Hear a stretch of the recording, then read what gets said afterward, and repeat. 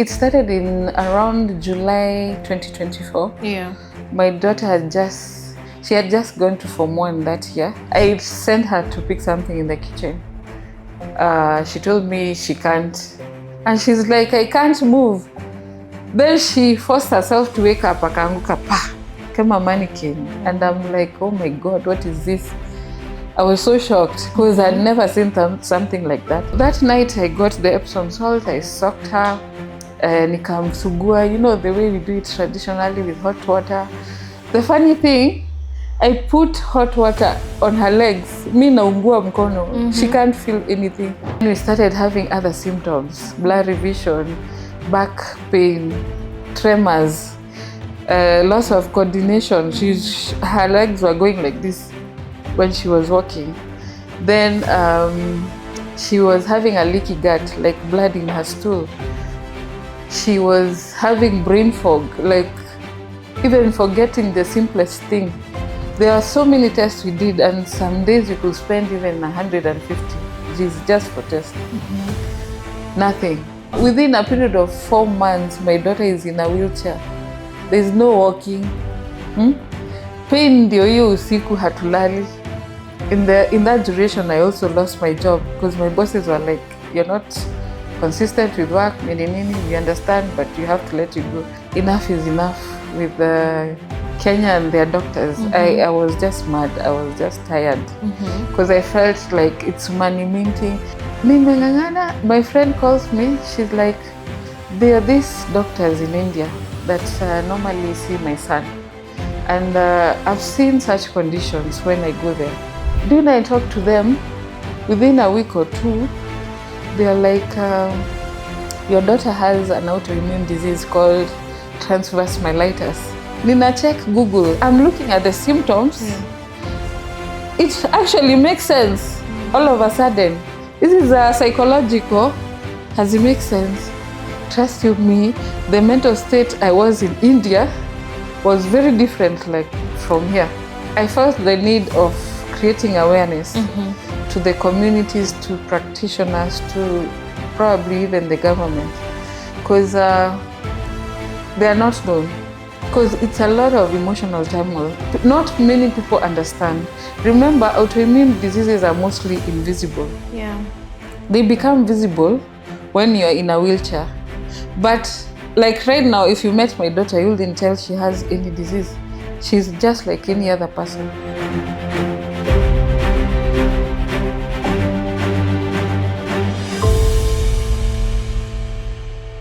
Welcome to The Narrative Architect. My name is Ridem Tagatua, and this is a platform that you get to architect your own story by telling it yourself.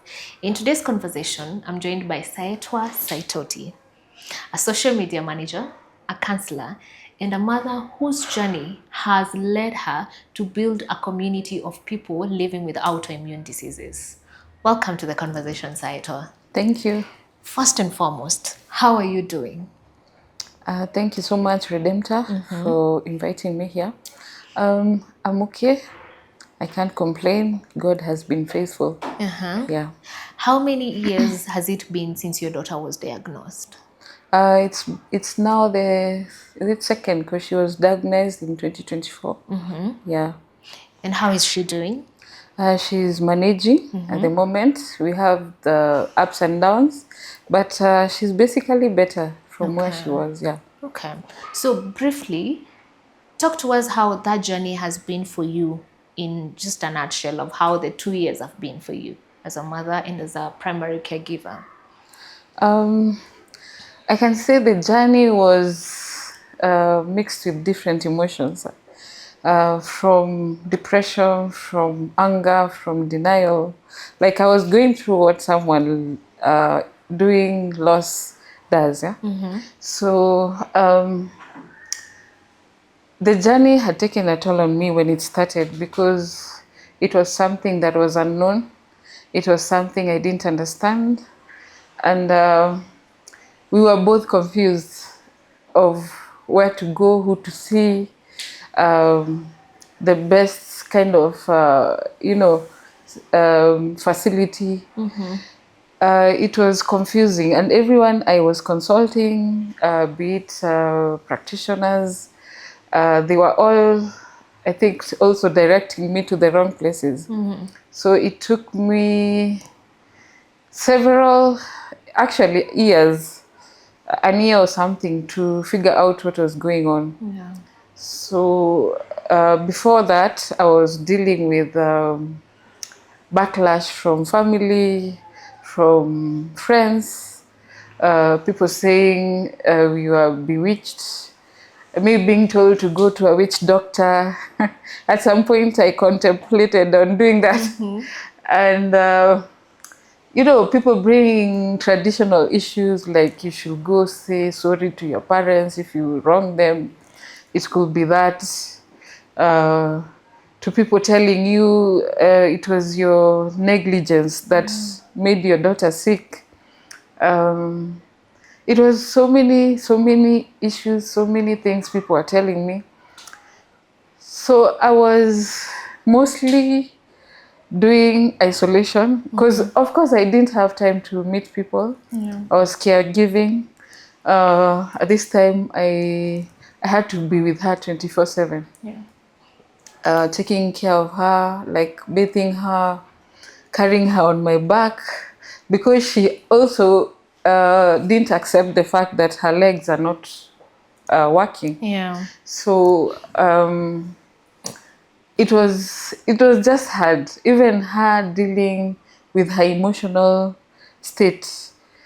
Because one time she's okay, another time she wants to be mad. She's talking to her legs, asking them, "Why are you not working?"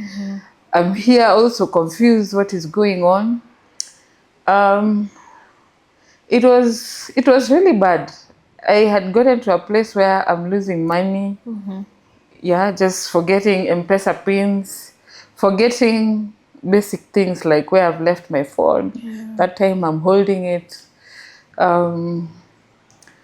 Yeah, it was hard. Then we were not sleeping. At some point, she was in pain the whole night because I had to turn her every other 15 minutes. And the next day we were in hospital. Remember, we were going to hospital almost every day. Yeah. Here I am. Also, I was working.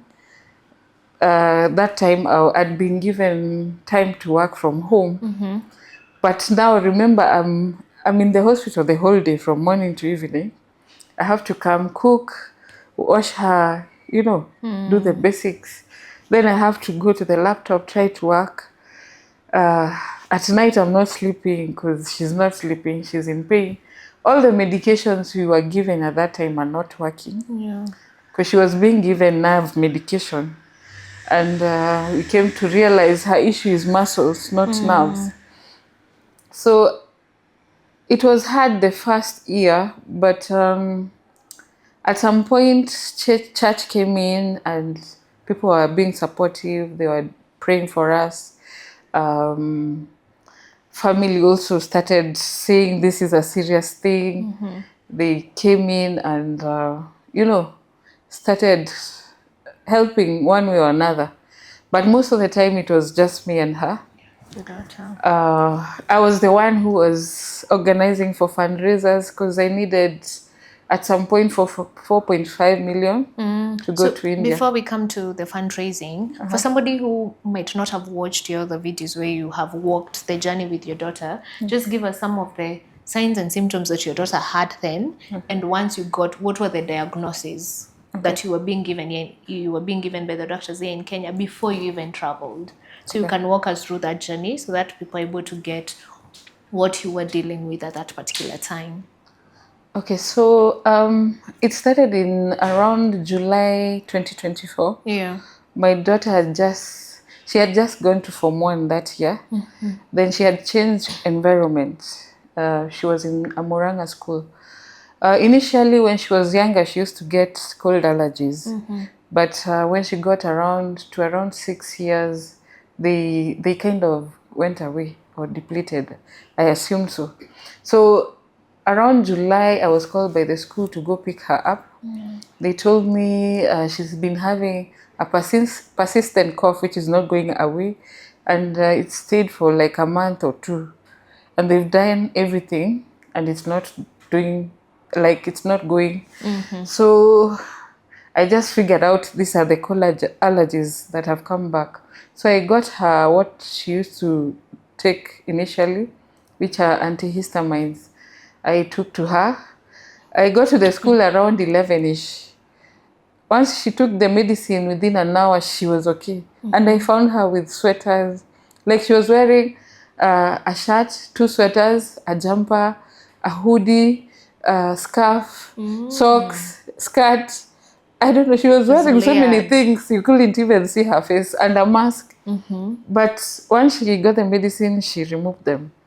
She was like, now she's feeling better. It's like the cough had gone. So I started feeling okay. Then she told me, but there's something that's been happening to me. I'm feeling sometimes my legs are getting so numb. So I told myself, hii ni ile kuganda tu ya kawaida. So I told her, since you have 1 week to finish, like the term, just finish exams. Then when you come home, we'll figure it out. Yeah. So she finished the exams. She came home. So there's this one particular day, I sent her to pick something in the kitchen. She told me she can't. So I thought, she's a teenager, she's being rude. Nikamuza, mbona usiende? I'm sending you, why are you not going? I became harsh. And she's like, I can't move. Then she forced herself to wake up, akaanguka pa, kama mannequin. And I'm like, oh my God, what is this? I was so shocked because I'd never seen something like that. Yeah. So she was seated there. She had fallen there. I'm trying to wake her up. I'm asking her, is this what has been happening? She's like, I've been trying to tell you I'm numbing. Nikamwambia, you didn't tell me it's this way. You told me unaganda too. You know, she didn't explain further. Yeah. And she's the kind who doesn't talk about something. She likes to play strong. So she didn't tell me so much. So I started making calls to figure out what is going on, who to see, nini. So I was getting so many advices, soccer in Epsom salt, sijui do this, go where. So that night I got the Epsom salt, I soaked her, nikamsugua, you know, the way we do it traditionally with hot water. The funny thing, I put hot water on her legs, mi naungua mkono, she can't feel anything. And that is where I was like, what is going on? This is serious now. Because how can you not be feeling your legs? So we went to the hospital. The doctor checked her. Then they're like, there's nothing wrong. We can't see anything. The doctor called me aside and like, these things we've seen with teenagers, hii ni hysteria, si kitu serious. Wewe endelea tu kumuongelesha itaisha. So we went back. So me, I continued to like massage nini. By then she didn't have any pain. So it was happening that during the day she's walking. Ikifika, in fact she used to tell me alikuwa na feel left inaenda, then right. Then she calls me to go pick her from where she is. So zilikuwa zinaganda ikifika 5-6. They ganda the whole night. Ukimkanda inaishaisha, then inarudi. So it started with short durations, then it went to during the day. Then we started having other symptoms, blurry vision, back pain, tremors, loss of coordination. Her legs were going like this when she was walking. Then she was having a leaky gut, like blood in her stool. She was having brain fog, like even forgetting the simplest thing. So tukaanza sasa kwenda vizuri hospitali, like what is going on? I was told go to a neurologist. This is a nerve issue. You go to a neurologist, they check, they do MRI, CT scan, they do EMG. There are so many tests we did, and some days you could spend even 150 G's just for tests. Nothing. There's nothing they're showing. It's just showing like she has low vitamin D, and I think B12 and the white blood cells are low. But the doctors are saying it's psychological. This is not, there's no disease here.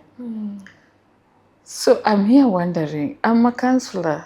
I've done some counseling. I will have noticed if it's psychological. There are those signs, you know, like even without being a counselor, you always know your child. Like my daughter is very outspoken. She normally is that person who hypes people. In fact, when she goes to camp, she's like the most hyped camper, even now when she's sick. So bado ako na ako ka hype. So it can be psychological. So we've gone to so many doctors at this point. I've gone to all the big hospitals, the small ones. Akina KNH, Nairobi Hospital, Aga Khan, Akina Mpisha, Mata, Nairobi West, KU Referral, Mbagathi, sijui Kijabe, what. I've done these clinics for specialist neurological center. I am just tired at this point because naenda huku naambia enda kwa spine surgeon. Enda kwa spine surgeon, rudi kwa pain management doctor. Toka huku fanya physio. Kwanza the physio we were told to do. That thing made her worse. Like miguu iko inaenda. Now within a period of 4 months, my daughter is in a wheelchair. There's no walking. Pain ndio hiyo usiku hatulali. So ndio hao sasa tumeng'ang'ana. Luckily a friend of mine who owns a foundation for autistic children. She saw my story because I had started asking online. At this point I'm confused. Then in that duration I also lost my job because my bosses were like, you're not consistent with work, nini, we understand, but you have to let you go. So I'm like, I'm not even worried about work. I need to figure this out. So they let me go. So nimeng'ang'ana, my friend calls me. She's like, there are these doctors in India that normally see my son. And I've seen such conditions when I go there. Could you maybe consult with them and see whether they can help? Do I talk to them? Within a week or two, they're like, your daughter has an autoimmune disease called transverse myelitis. So sayo niende Google what is transverse myelitis. Alafu they are talking in an Indian accent. Like, sasa sikushika ni transverse what? So I'm having to ask, what did he say? Nina check Google. I'm like, sijui it's an inflammation of the spine. Sijui nini. But I'm looking at the symptoms. It actually makes sense all of a sudden. This is psychological. Has it make sense? So they give me a quotation of how much they'll need for treatment and all that. So I just decided enough is enough with Kenya and their doctors. I was just mad. I was just tired because I felt like it's money minting. At some point I was going to hospital, wanani overcharge juu wanaona huyu akona stress hata hayuko hapa. Sometimes you go and you know they're reckless. You know there's a test they did for her. The injections they do there is like 60 times. The doctor is just stabbing, anatoa stabbing. Mtoi wangu ana bleed everywhere, hands and legs, and the guy is just cold. And I'm asking him, what is wrong with you? Si mtu usema pole even if it's a nini, and why is it bleeding so much? And the guy is just looking at me, and he's a professor. So nilikuwa nimechoka. Then every trip I'm taking, there's Uber, there's medication I'm being given. Now my house is like a chemist. All this medication, none is working, even for pain. There's nothing that is working. Tremors ndio hizo, mkono inatetemeka, mguu inatetemeka. Now you don't know whether she has seizures, whether you sleep akose kuamka. Yani I was so worried. So I just decided we are not taking any more medication from Kenya. Wacha tuache. Tuendelee kukanda mguu kama itasaidia sawa. If it will not, no. Let me start figuring out how I'm going to get this cash. Because of course I don't. How much are they asking Initially for it was 3.5 M. Okay. For that treatment because it was a 1 month treatment. So I start organizing because at this point I've used like an M in Kenya and nothing has happened. Yeah. The tests, the visits to hospital, everything. So I start organizing for fundraisers. A few friends come, and we do a small committee online, and we start fundraising like WhatsApp, online, and everywhere. I did the first fundraiser. At this point, I've blocked my mom because she is a medic and she had been convinced it's also psychological. So ananiambia hii kitu ni psychological, mbona unataka kuharibu mtoto ukimpeleka India? You're exaggerating things. Kwanza nilisikia hiyo kitu nikafanya, I don't need this right now. I don't. Yeah. I just blocked her. During the fundraiser is when I saw her. She came to the fundraiser with my aunt. I think my aunt convinced her. So kumconvince, wakakuja, we spoke, watu walichanga. I got almost close to an M. It's not enough. Yeah. So after kukuja, my aunt calls me kando. She's like, since mamako amekuja, you need to have a conversation with her. I think sahi ameanza kuona ni serious. So you guys need to figure out how you're going to help each other. So I decided to go home. We talked things. We did a second fundraiser at home. We got almost another M or so. So at this point I had like 2.5. Yeah. And I told everyone, at this point I don't care whether we are going to India for 10 years or what. I'm going, and I know I don't have enough cash, but haijalishi, I'm just going with faith. And that's how I went to India. I went with less money. I went. Those people in India are very friendly. Trust you me, the mental state I was in India was very different like from here. Yeah, before you even go to India, how is your mental state at that particular time when you're in Kenya now? After going through all those processes, you've been laid off from your job.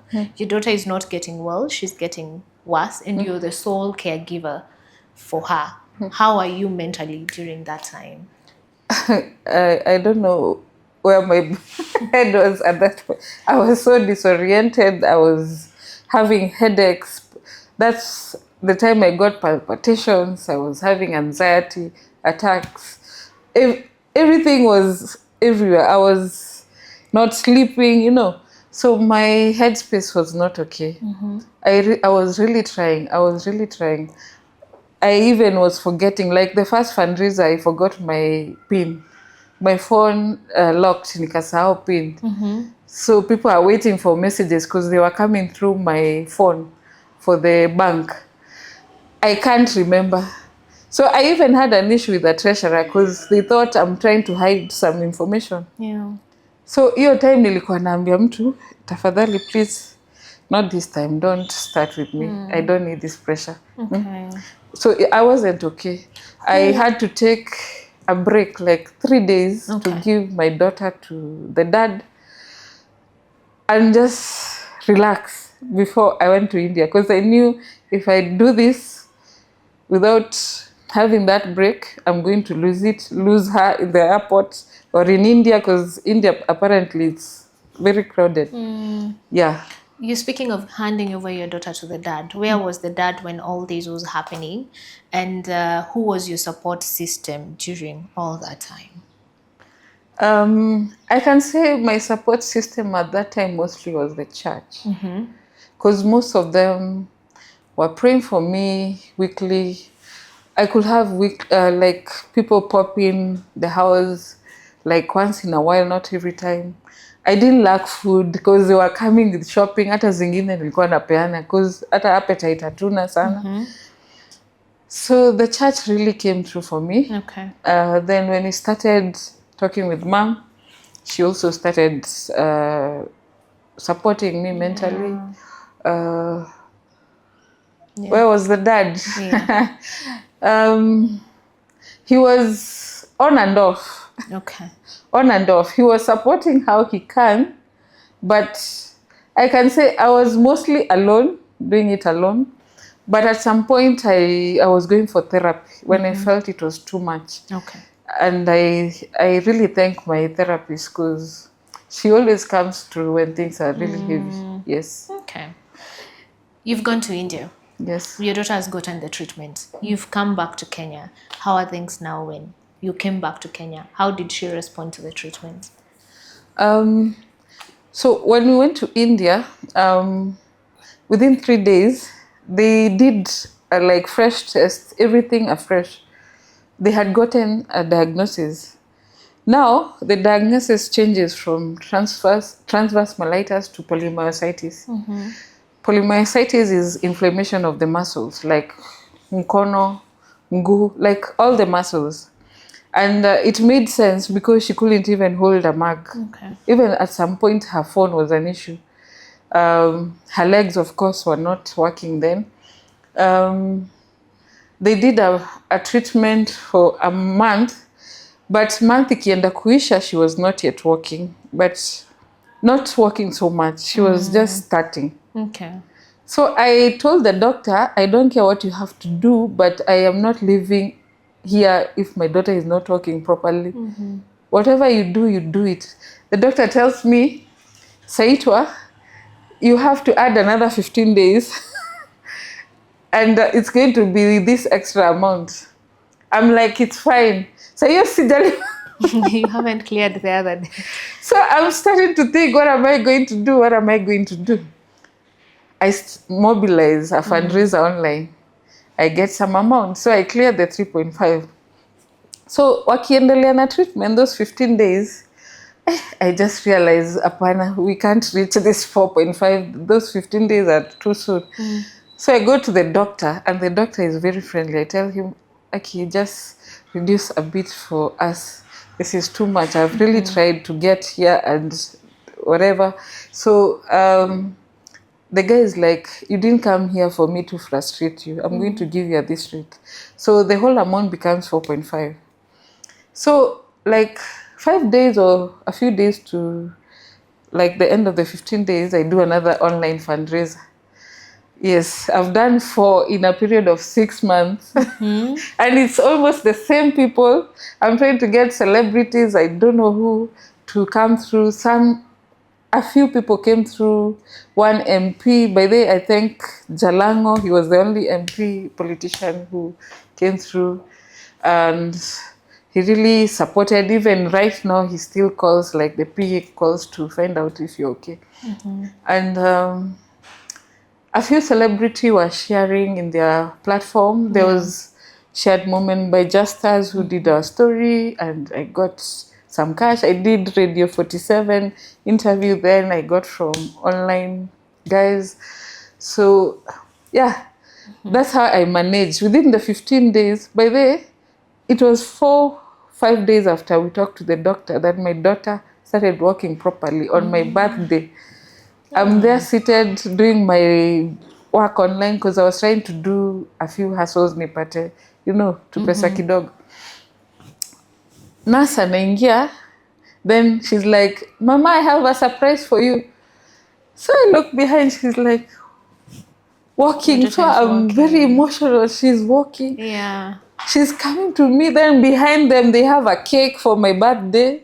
Oh. They are surprising me. I was so overwhelmed. I cried. I cried. I was so happy.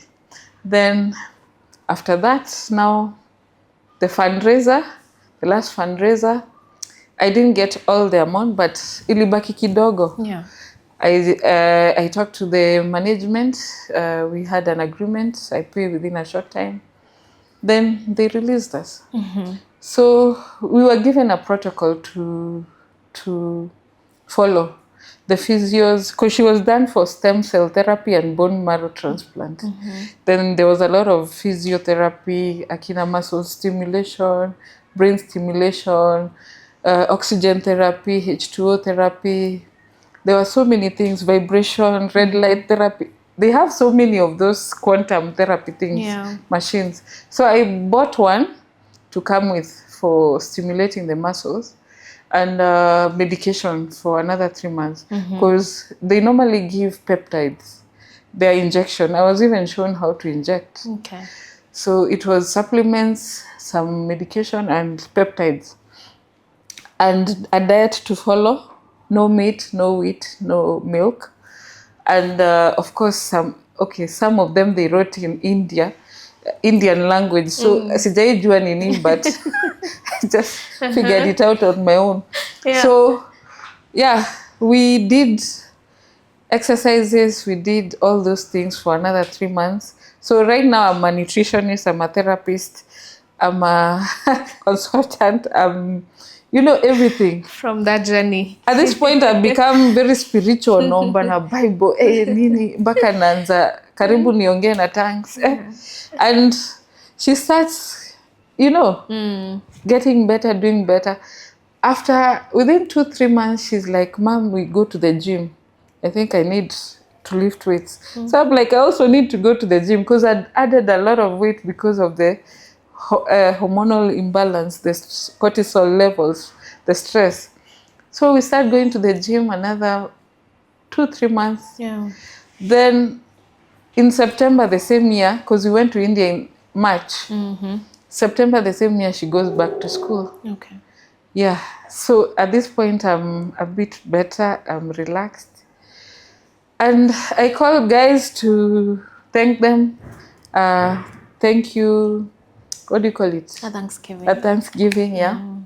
And at that point, by the way, it hadn't hit me. She has a chronic illness. I think pia kichwa yangu iko mzuri kabisa. I was excited because of the walking. Yeah. So after the Thanksgiving, and it happened in October. November, it hits me. She has a chronic illness. I have to deal with it for the rest of her life. So I get depression. Naanza kulala, sikuli, sifanye nini. I'm trying to figure out what is going on. Yeah. What do I do? Is this thing going to take a toll on me? I'm just there, confused.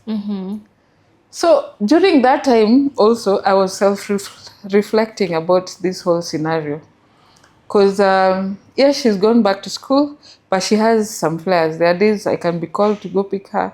She's weak. Or maybe she has a headache or something.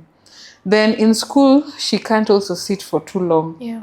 Sitting for too long also makes her have some inflammation. She can't also write. By the way, after 2 weeks in school, because of the writing, the straining of the muscles, polymyositis doesn't like straining or those things. I was trying to figure out how I can get rid of the tremors. In the process, the medication I was given made her worse, made her weaker. So we were in hospital for another week or two. Then the doctor in India told us not to take any medication. Okay. We have to figure out how to fix her hand. So I stopped that. By the time we were getting to December, I gave her out again to have the break. And that's the time I decided I need to do something for autoimmune diseases. At this point, because of my stories online, people have started calling me. People are asking me about these conditions, where they can go for treatment. They're asking me, different questions. So I'm getting so many calls, and here I am a counselor. I'm even counseling couples because I was Kizani. They're like, my son has this. I want to take him there. Huyu anasema hapana, we don't want. So I'm doing all those many things for people. So I decided I need to open a group for autoimmune disease people. Okay. Before we open the group, during this time that you've come back to Kenya, before you went, you had been laid off from your work. Yeah. Now that you've come back, what are you doing to sustain you and your daughter in Kenya? Funny enough, okay, I'd remained with some small cash, of course, moist, to use for a period of 2-3 months to sustain me. The food was there. We were given enough food by people. So as a social media manager, I was still managing my things. So it was paying here and there until some point I had to source another way. So the counseling was also helping to pay bills. And I wasn't so worried about that, because even the landlady, at some point, she was like, you don't have to pay if you're not okay. Just, she gave me like 2 months off. So that was something. And even when I delayed, she used to understand, because that mama by the way was a good one. She used to come, check on us, pray for us, bring for us some food. Yeah, so there was that. Yeah. Okay. So now the autoimmune, the disease that your daughter has now, has become more than your own, and you feel the urge to want to do something. Yeah. Other than just seeing how it was, how the journey you went with your daughter, what else inspired you to come up to want to form a group for autoimmune patients? The thing that made me want to do this is, first of all, the same thing that we went through trying to find a diagnosis was the same thing most people are going through. Yeah. In fact, I'm still dealing with people who don't have diagnosis yet. So I felt the need of creating awareness to the communities, to practitioners, to probably even the government, because they are not known. Another thing I came to find out after coming from India, we were supposed to go see a rheumatologist. We didn't have that information. Everyone was like, go to a neurologist, go to a neurosurgeon. But no one mentioned a rheumatologist. Okay. So there was also this organization which also helped with some of this information. And I work with them nowadays. They're called Rare Diseases of Kenya. They're the only close group that is available in Kenya right now that deals with autoimmune diseases and rare diseases, polymyositis being one. So if you go online, there are very few people who even understand autoimmune diseases. I am in another group called Nexus of caregivers, of parents with children with disability. I did a talk in one of the sessions. Yeah. I think one person or two out of like 100 knew what autoimmune diseases are. And some of their kids have autoimmune disease. So it's clear that we need to create awareness. Yeah. So I decided to open, and I got also a revelation, and I felt I really need to do that. Yeah. And since I've also been counseling these patients, because they come to me with their issues, then I try to help where I can. So I decided I opened the group. I'm in the process of registering it. Yeah.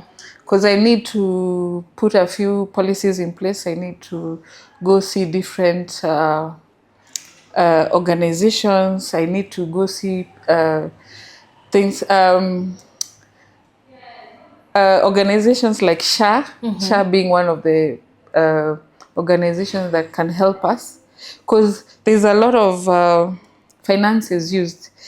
All the autoimmune diseases patients, they require medication daily. They require supplements daily. They require a special diet. Most of them are going to a rheumatologist for consultation.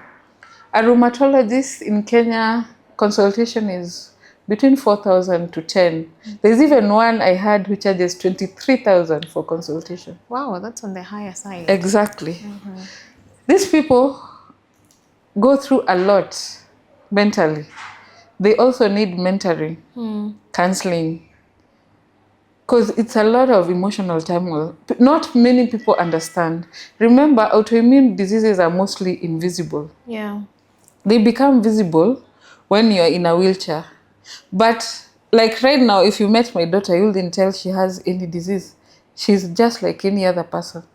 But she can't walk for too long or go very far. She can't sit for too long like you. The tremors we've contained with a bandage. Yeah. But if she doesn't have that bandage, she'll be shaking. So there are these things like blurry vision, the gut, you can't see. So most people don't understand, why is this person hidden in their homes? Why is this person not coming to work today? They don't understand Why? Like my daughter insisted she has to go. I talked to her. I had a conversation. Do you want to homeschool or go to school? She's like, I have to go to school and interact with people. Yeah. Hata wakiniongelea vibaya, me, I don't care. And I was like, okay, we're good. We're going to do that. Because me, I was like, we do homeschooling because I feel it's going to take a toll on you, especially waking up in the morning. Going to... Then her polymyositis came with a condition called interstitial lung disease, which affects the lungs. So when it's cold, she's not able to breathe. So you have to rush to the hospital. So I've talked to the headmistress, who is very understanding in her current school.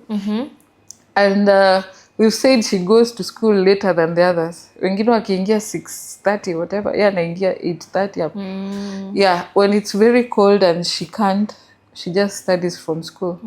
So I have really made the institution, the school she's in, aware of the disease. In fact, those teachers are very supportive. But remember, even getting there was hard because some of them had a hard time. Kama some teachers, they know the condition, but wanaona akisimama huko nyuma wanamuza, Shannon, what are you doing behind there? No, I should get out of my class. For a long time, because she can't sit for a long time. She either has to stand or go out. And because she will miss out, she stands. So there are those small issues I have to deal with. And thanks to the nexus of caregivers, of parents with children with disability, I got to know that this condition is under disability clause. It is. And most of the autoimmune diseases, it's under the invisible disability. So she needs a disability certificate, which we're in the process of getting. But I went to Kenya Institute of Special Education and was given a letter to take to the headmistress for them to assist her. Like she can use now a computer in class to type, because she can use the fingers to click, or an iPad. When others are doing exam on paper, she's doing it on a computer. Then because she's a candidate next year, she'll be in Form 4. She'll be given a scribe or someone to do her practicals and help her with the writing. Then I also wrote a petition to the parliament about autoimmune diseases and what my daughter has. And they replied. So I came to find out some of these things we don't know. But if there was someone to push for others, it can be easier. So talk to us about what you're doing currently, right now, to be able to sustain yourself financially. Okay, at the moment, I'm doing peer counseling and group counseling as well. I've been targeting different organizations, institutions, and communities. Like even when my child was sick, I was going to counsel some boys in a rehabilitation center. It has around 60-70 kids, boys only. And I find helping other people also helps me mentally. When I'm helping someone, I feel like I'm helping myself in a way. So I've been doing peer counseling in different institutions, companies, communities. I'm doing online sessions also for mental wellness, where I'm training people to become peer counselors as they heal, and also just those people who want to heal. Because also I feel as a peer counselor, some of these counselors maybe don't peruse people well. And I had a conversation some time back with some university guys where they mentioned like most of these counselors use Bible verses, and sometimes they have this judgmental look and all that. So I was trying to peruse the younger generation, but I came to find we have so many gaps, like boomers, millennial, which is a topic I found is a good one to break that generational gap.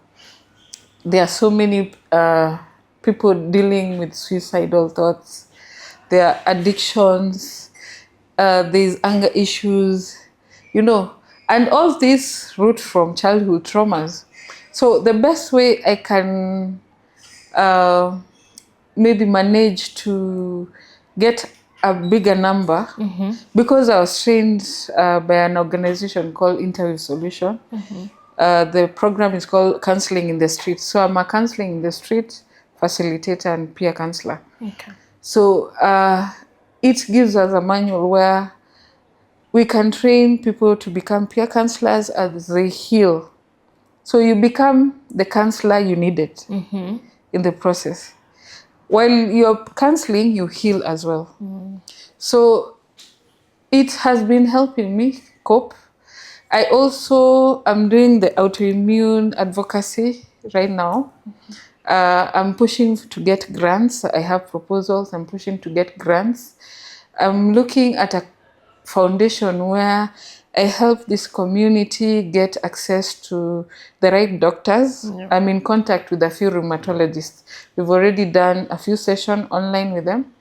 I'm looking for serious counselors and psychologists where we can have sessions and people can go to at a cheaper rate.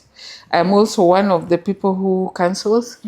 I'm looking at having a workshop or a workstation where autoimmune patients can come and work and do their thing without issues. People understand we are all autoimmune patients or caregivers, so you can stand and go and come back. There's no rush. I'm also looking at having an art gallery, because during that journey where my daughter was sick, she found her purpose in life. She started drawing and painting, and actually she's been selling her art. So because of her motivation, I feel opening an art gallery will help. Because some of these people can't be able to work per se. Painting is also therapy for the mind.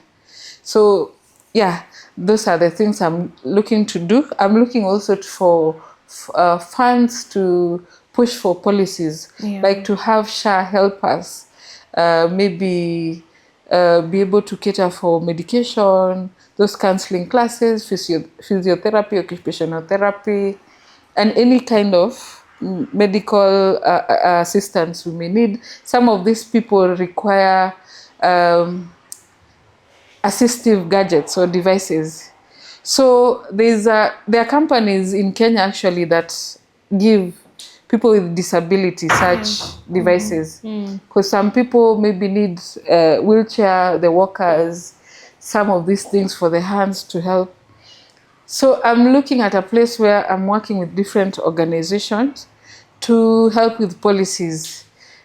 I hope also that some of these patients will be tax exempt, and even the medication and the supplements can be cheap, because most of these supplements are expensive. Most of these people need vitamin D, D3, K2, they need omega because of the brain fog, the memory loss, and the bones and the muscles. And all of them present themselves with weakness. So the weakness, you need something like, to give you energy. All those magnesium glycinate, they are different, and these things come at a cost. You'll find one bottle is like 3,500, 5,000. Where are you getting it without work? I'm looking at a place where we can have these people given chances to work and still caregive. I don't know whether it's possible. We can always find a solution to that. But these people need an income, and also they need to take care of the child, or they need jobs so that they can hire people to look after the child. So the funding will come in handy to help with all those. Yeah. Okay. Speaking of caregivers getting work, speak to a caregiver who is watching, who has been going through this journey with a loved one, and speak to them some words of hope or encourage them. so that they're able to still care for them, for the patients, but also find time to take care of themselves. Because I presume it's very easy to lose yourself as you take care of the patient. Very true. As a fellow caregiver, what I can say is it's important to take time off when you feel very overwhelmed. Look for a trusted neighbor, look for a trusted friend, look for a family member, look for someone, even if it's for a day, just go take a walk, go out, enjoy with your friends, go to a spa, go for a massage. I know the finances might be a bit tricky, but do what you can, what can make you happy. Even if you're going to skinny dive, just do that if it makes you happy. Sometimes when we don't take care of ourselves mentally, it will take a toll on us and it will affect our children. And remember, these children are very emotionally affected, and most of them are suicidal. So if you bring the anger or the exhaustion to them, it might make them take that step of committing suicide, or maybe some of these kids have been doing they cut themselves, self-harming. So it's very good to take care of yourself mentally. It's very good if you're able to go for counseling classes, counseling sessions, I mean, and make sure your mental space is okay. Join a community like one of ours for autoimmune, interact with other caregivers, and find out how you can help each other. Get to meet them, even if it's for 1 hour for coffee, and talk about these things. Remember, a problem half shared is a problem half solved. Yeah. Fantastic, well put. And once they fill their cup, they are now able to share their time Yeah. and their space with the other people. Yeah. But what about for people who are around the caregivers and around the patients? What would you tell them? As a caregiver and as a counselor as well, I always say it's very bad to judge people. Don't look at someone and assume they're okay. I don't think there's anyone who's 100%. So never go judging people just by the way they look or the way they appear. Just be understanding, give a hand when you can. Let's make this world a better place. It's been very evil for most of it. The economy is hard for all of us. We are all going through something, but it makes it better when someone is doing something good for the other person. Thank you. That was lovely. And now a message to Shannon. What would you tell Shannon? Okay, hi mom. I know you've been going through so much. I know it's not been easy for you the last 2 years. I know it's taken a toll on you. I know it's still a very important thing from your life. I am sorry I couldn't help you in some ways, but always know I'm here for you whenever you need anything. I am not judging you for anything you do. I know you got it. You're very brave. You went through this and came out a conqueror. You're now a painter, and you'll do so many things. I just pray that you remember the God that helped you during this journey, and also remember to continue being good. Don't give up. Forget the naysayers. Forget those who look at you and judge you. The world is not an easy place, but just be always positive, because there are better things to come. I'm rooting for you. Polymyositis got nothing on you. Oh, that's beautiful. Thank you so much. You're welcome. Yes. So now we are going to have you speak to people about what you do, and then call in people who are in the same workspace as you, come help you, support you. So now it's you selling.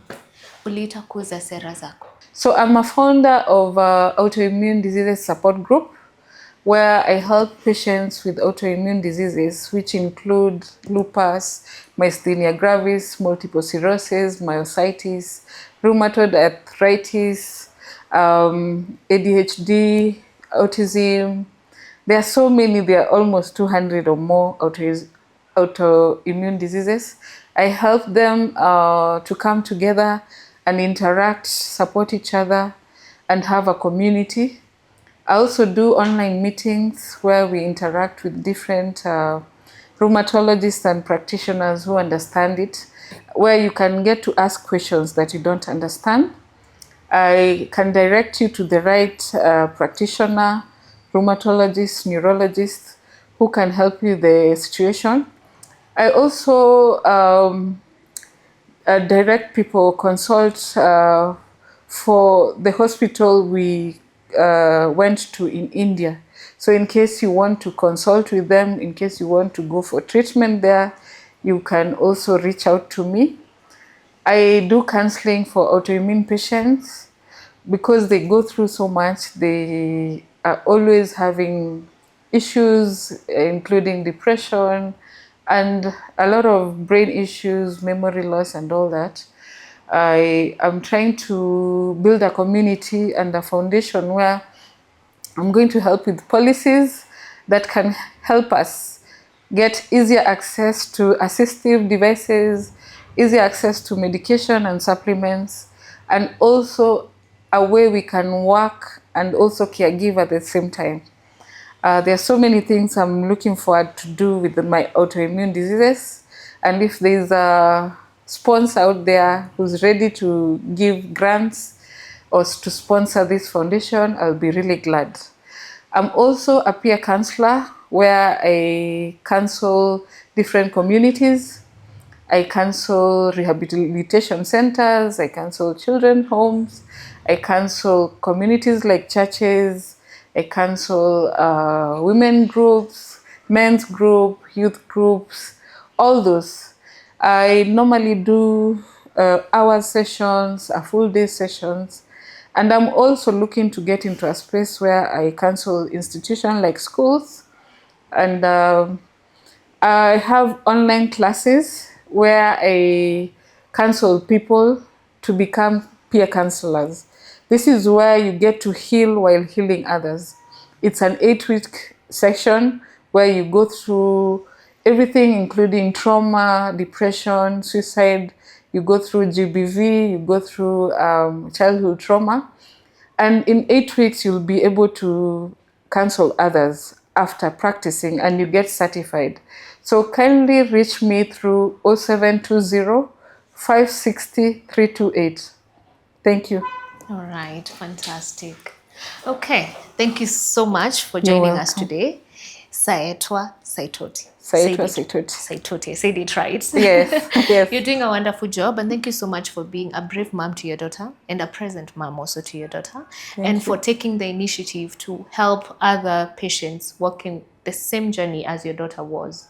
It takes courage, it takes strength, and it also takes finances, like you've observed. So Yeah. thank you so much. You're And the welcome. beauty of the narrative platform is that we get to also plug what it is that you do and get people out there who are watching to be able to support and hold your hand as you also build a community that all of us can be happy with it, because we're here to help each other and to live together in harmony. Yeah, So very thank you so true. much for sharing your story. You're welcome. So thank you so much for watching this episode and for being part of the narrative community. This is a platform that you get to architect your own story by telling it yourself, just like Saetwa has done. So if you have a story out there that you'd want to share to the world, kindly reach to us, comment on the comment section, and we're going to get back to you. To watch more episodes like this, kindly subscribe to the channel. Thank you.